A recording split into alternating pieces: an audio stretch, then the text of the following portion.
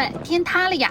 等这2个月，上午提车，下午就进维权群，1年磨3件，你敢相信吗？在24年，你同时可以买到23、24、25款3代同堂。刚刚 OTA 6.1大版本 All New 001就变成 All New Old 001，希望这次能给刚买的车主一些补偿吧。中国车企真的是让人开了眼了，说的是极客汽车1年内3次改款。8月13日，极客汽车推出了2025款极客007的同时，还推出了2025款极客001，售价25.9万起，不仅比之前的老款便宜，配置还更高了，这就让一些老车主气炸了，纷纷在发布会直播的时候发弹幕表达不满。这里说明一下，极客是吉利汽车旗下的一个新能源品牌。弹幕里面真的骂得很脏，有人说极客不把用户当人，极客倒闭去死，极客欺骗消费者等。但是没多久，极客官方把弹幕关了，不允许发弹幕。但是这也难不到聪明的网友，大家直接改名字送礼物去骂。买极客汽车当韭菜被割，想首发权益被无情抛弃。古有丰田一车传3代，人走车还在，主打一个厉害。今有极客半年换2代，3代兄弟同时卖，车机升级后更是卡得稀碎。开个发布会，它能让8万车主集体痛哭流泪。谁又能想到，在2024年的这一年里，你可以同时买到23款。24款和25款的极客001呢，在网上你搜索极客001可以看到，距上一款001上市还不到半年。2025款的极客001已于昨天正式发布，新一代的电池、新一代的智驾、新一代的座舱，肯定会被刺24款车主，同时也会 double 被刺23款老车主。那么只能上传统手艺了，拉横幅维权。在8月14日上午，就有一批老车主到杭州滨江极客大楼维权。是全频率比指数，对，但是没有，您像23款出来的时候啊，还有最起码的一个，我们这个分期免费去换芯片，前面24款出来，您看有什么呢？什么都没有，就草草的结束了，是不是？先拍照，先看个照。好，我了4米好。哎呀，我要拍照了。抖音开直播了。是的，您可以记住一下，我们没有别的，我们在乎的就是我们自身的钱，是吧？这个钱都不好赚，我们花钱去买这么一台车，结果享受了几个月，新款马上就出来了。您说哪有一台车1年出3款呢？啊，3次同堂啊，是吧？没有吧，是吧？可能这话说的很难听，对不对？但是我要真的是丢人，太无耻了。这应该是可以载入中国新能源的历史了。1年换3代的车型，也是汽车历史这么多年的头一回了。老车主怎么骂都不为过，但是要补偿就非常的过分了。估计此时极客汽车的人是这么想的：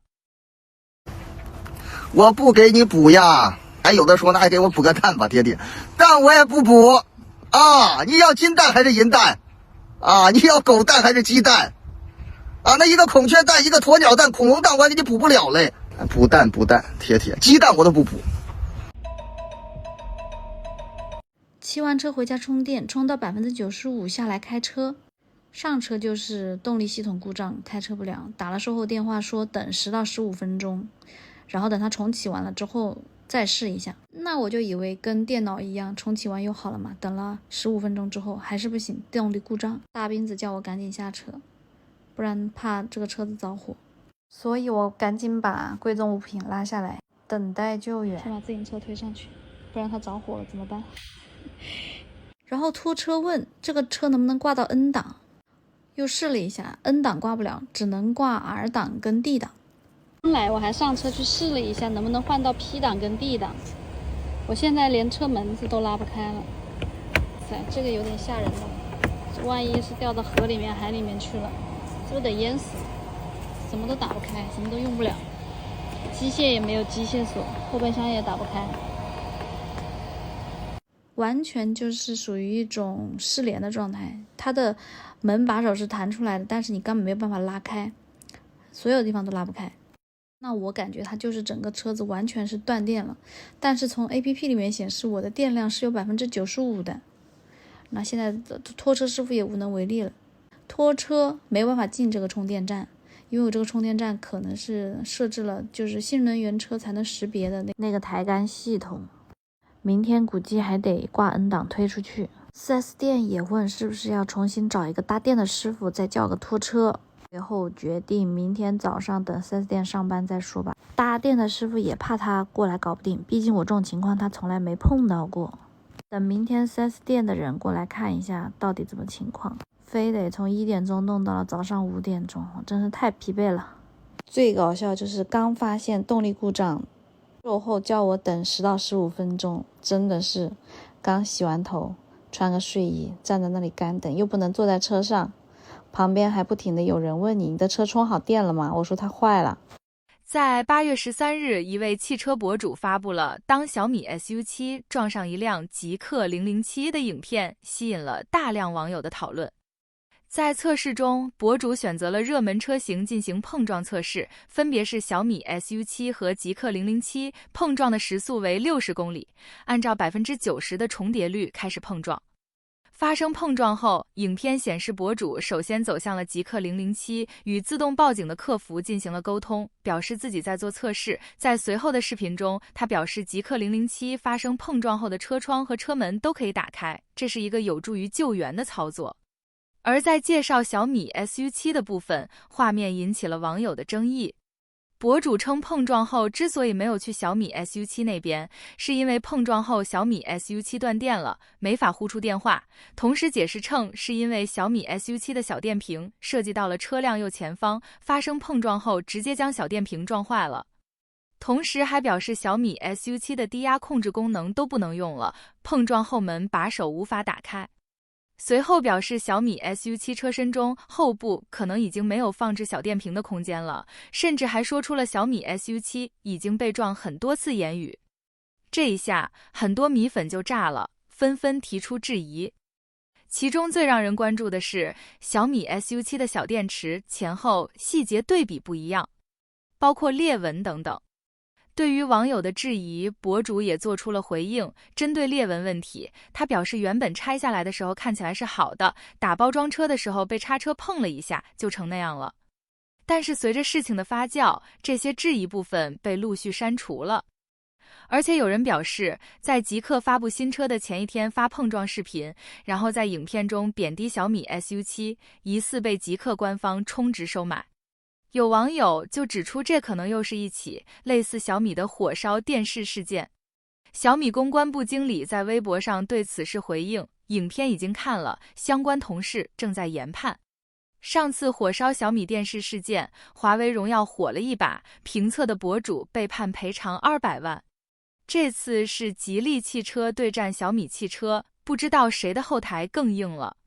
小米SU7在自动泊车的时候发生了剐蹭，客服也联系我说，就自动泊车出现剐蹭，他们那边是没有一点问题的，让我自行承担这个责任。这是剐蹭了个什么东西？直接硬怼到鸟斜坡上了。这是我人生第一辆车，也是比较相信小米嘛。但是当时交车的时候也没有告诉我说，有些情况你是不能使用。你这个是属于一个异形路面的停车，要让他们承担责任，不一定能够承担得了。你是米粉吗？不是，你至少可以要他们补偿。客观来讲啊，你的责任可能会多一些啊。作为车主，要熟悉车辆的所有的使用功能。你的车是在哪里的？河南洛阳。就小米一家4S店吧？是在郑州。那等于说你修车还要去跑到郑州去？是的。来，小米客服代表你好。你好，主持人。前段时间呢，我去看了雷总勇气的演讲，我特别的感动。我觉得呢，雷总不光是很有流量、很有能力，也是一个很有温度的老总。他押上了前半生的荣耀来赌小米的汽车，门店呢也都刚刚建立。你看，像张先生这种地方还没有门店的，人家跑到外地去买这个车，那都是对你们这个小米汽车品牌的一种信任和支持。张先生这台小米SU7，虽然说主责是在张先生，但是基于张先生给你们反馈这件情况，你们觉得应不应该引起重视？第二个，从服务流程上来说，培训的时候对于自动辅助驾驶、对于自动泊车能够培训再到位一些，避免张先生这种情况再次发生在其他车主身上。你觉得你们小米汽车有没有责任呢？刚才我问张先生了，他是不是米粉？他说他现在还不算是，能不能让张先生变成米粉？那这要靠你们去做的呀。我提个建议，第一个，应该有相关的工作人员给张先生去个电话，表达一下歉意。这歉意并不是说你们做错了。第二个，适当的，你看车在洛阳要去郑州修拖车啊、送修啊这些东西，你们能不能为你们的车主多去想一点，多做一点，补偿一点积分，安慰安慰张先生，你觉得这是应该做的还是不应该做的？理解您的意思。关于这个的话，我觉得服务是有温度的，我这块也会并反馈上去的，这您可以放心。这个今天我发现你这客服都是有温度的了，不错。上次我们打你们小米客服还推三阻四的呢，但是这件事儿我希望能够有个妥善的结果。理解，也感谢主持人以及咱们广大用户的一个监督，谢谢您。截至发稿，车主回复最后还是冰冷的拒绝了媒体的建议，不给车主任何补偿。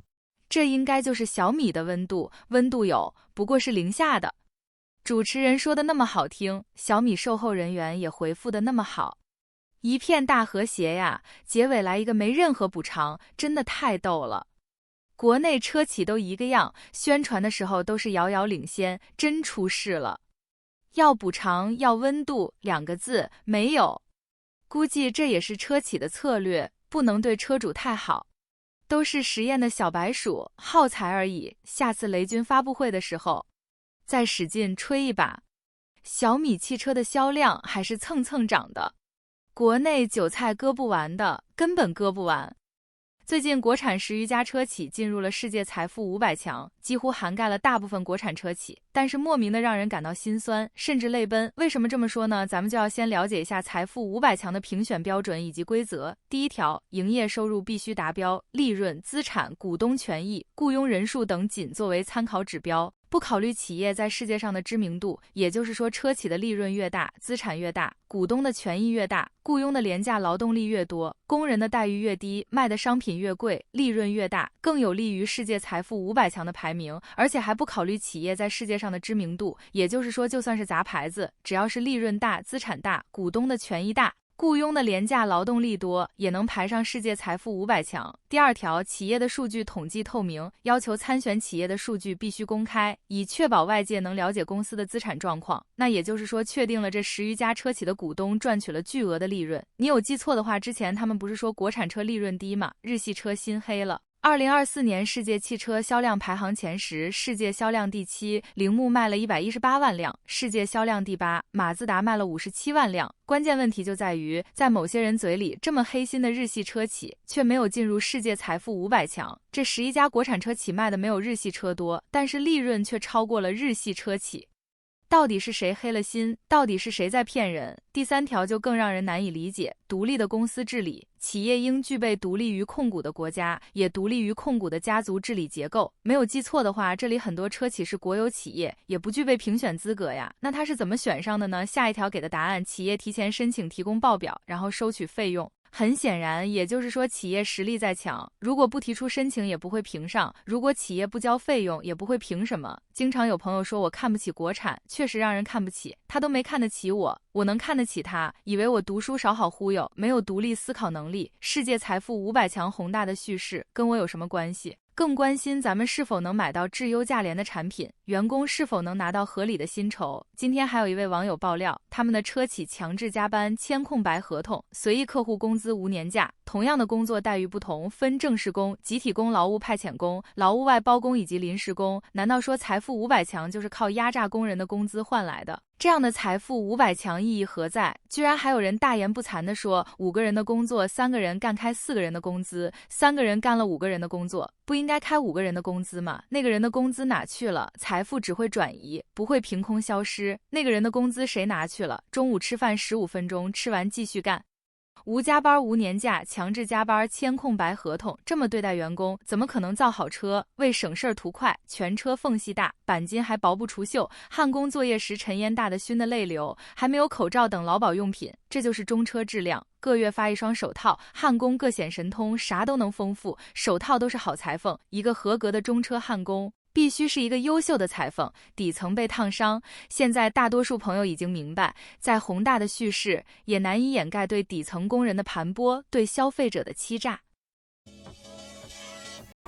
大哥，开走，这不让停车。我就一会儿你别叨叨1分钟不行，跟着。这个帮忙，这干什么玩意儿？你搁这。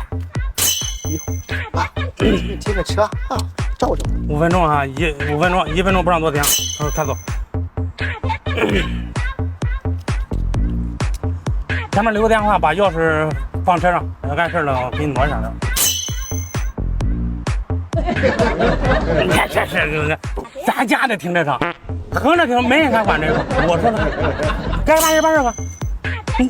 你呀，你大哥，这事儿整的，这一块停车场七七八八乱七八糟的，谁也不好使，除了那俩狗，我管不着的，谁也不好使。中午吃啥说，小刘把洗车机拉过来给咱哥洗上，你必须打蜡。